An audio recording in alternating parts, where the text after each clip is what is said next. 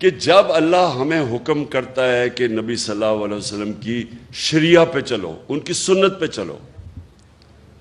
تو وہ ہماری بہتری کے لیے اللہ کہتا ہے۔ یہ میں آپ کو پھر بتا رہا ہوں کہ یہ میں اپنے زندگی کے تجربے سے ان چیزوں پہ پہنچا، ان نتیجوں پہ پہنچا کہ جب اللہ حکم کرتا ہے کہ ان کی زندگی سے سیکھو،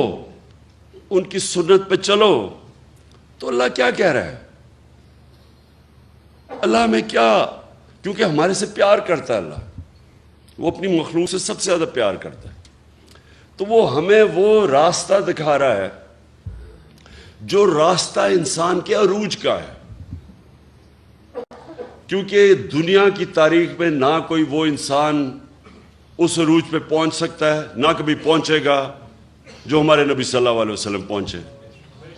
پہنچ ہی نہیں سکتا، کوئی اتنا بڑا لیڈر نہیں بن سکتا۔ کسی ایک انگریزی کتاب ہے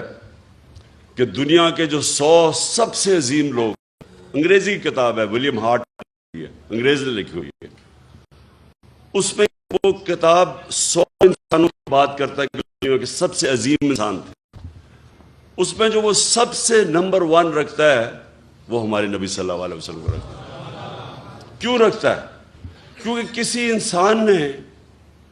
اتنی زندگی میں اچیومنٹ کی نہیں، کسی انسان نے وہ